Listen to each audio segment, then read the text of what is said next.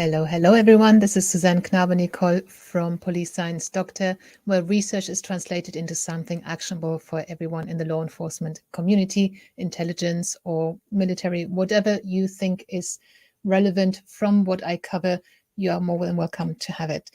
So Police Science Snippets is something that I send out to anyone on the registered to the Police Science Doctor email list every Tuesday. They get a link with 3 what I would consider golden nuggets of research that has been published mainly recently, but sometimes also some older research that I think is immediately applicable or actionable in some way. I scour through research articles because most of them are very theoretical or extremely specific to something and are not actually that actionable to for frontline officers and law enforcement practitioners. So the ones that I present to you here, the ones that I send out in the email with the link to the links to the original research, and I then talk about these 3 snippets on a Tuesday, these are things that I think are a lot more practical and applicable than much of the other research that is published. So I'm trying to do all the groundwork for you, basically, is what I'm trying to say. And I hope you find them useful. So today, what I've extracted is, first of all, giving statements in your native language versus your second language. So this research found that interviewing eyewitnesses in their native language rather than their second language elicits more accurate information related to objects and action. However, being interviewed in their second language elicited more place-related information.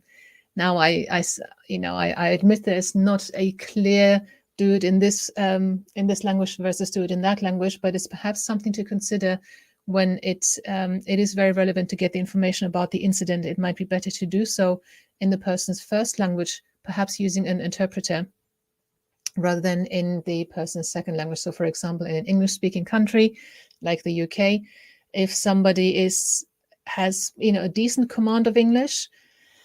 So personally, based on what they're saying here, unless they're really fluent, I would get an interpreter in. But again, that will be down to resourcing, timing issues. But if you want to read more about this research, click on the link that is out in the email address. If you're not on the Police Science Doctor email list, you can join for free. Just go to policesciencedr.com and leave your details in the registration form.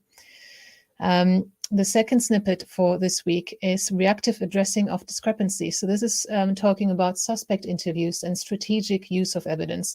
Strategic use of evidence, or SUE, is basically making sure that you as the interviewer don't go in the interview and just list everything, disclose everything that you don't disclose all the evidence you have to potentially implicate that suspect.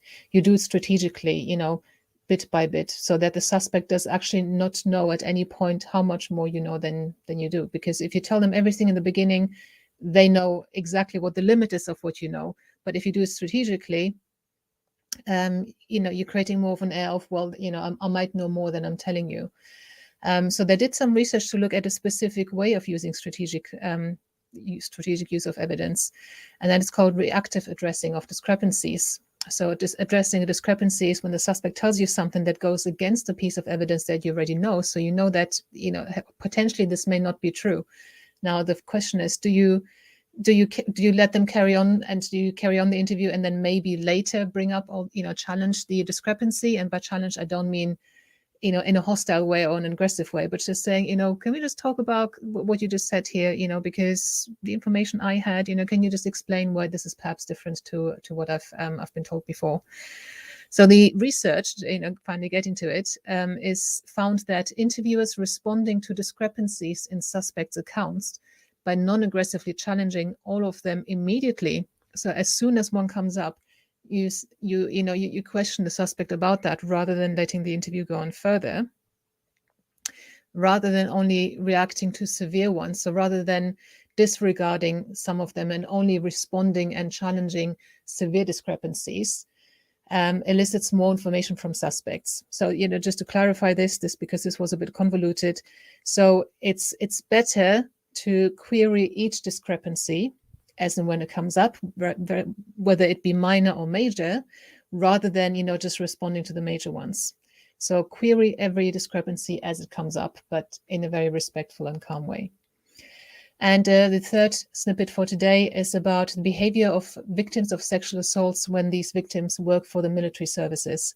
It's very important to understand victim behavior in things like sexual crimes and domestic abuse, because people, society, individuals still have very false ideas of what a victim should behave like. And then when the victim behaves differently, they get confused and they wonder why that is. And they wonder if that may be because what they're saying is not true.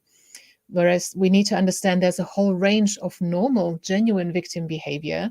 And any victim can be anyone on that, can be anywhere on that spectrum. And it's important to accept, okay, this may be a completely normal way of responding and reacting to this. So the snippet is: military personnel subjected to sex assaults were less likely to physically resist than civilian victims of military offenders. So this is either civilian or military personnel being sexually assaulted within a military setting. This may be due to the high rate of familiarity between both parties and the fact that many of these assaults took place when the victim was asleep or passed out. So the article was talking about the fact that perhaps people might expect, military victims, so female soldiers, for example, to be much better at physically fighting back than perhaps civilians who work in the military or civilian members of the public, because they're trained to fight, they're trained to combat, they're trained to deal with hostility. But actually, they were less likely to do that in this study, and that might be because, first of all, they were either passed out or asleep when they were assaulted, but also because it might be more likely that most rape victims are familiar with the rapist anyway, but perhaps even more so because they're working together. And it's important to understand that, and not to think that, she's a soldier, why if she would have fought back if that was the case? Well, no, we now see that actually soldiers are even less likely to physically fight. So these are the 3 snippets for today. Again, if you want to receive this into your inbox every Tuesday without any spam, you can just go to policesciencedr.com and leave your details in the registration form there. And then you get access to the password-protected read page on the Police Science Doctor website. Now, the read page has all the previous science snippets, 60 weeks worth of them in a PDF format. You can download each of them if you're interested. It also has all the transcripts of the videos published on the Police Science Doctor website.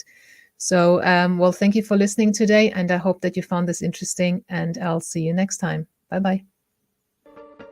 Thank you for watching. I hope you found this content useful. You can get access to each episode's transcript with key learning points, timestamps, and references if you get yourself onto my mailing list.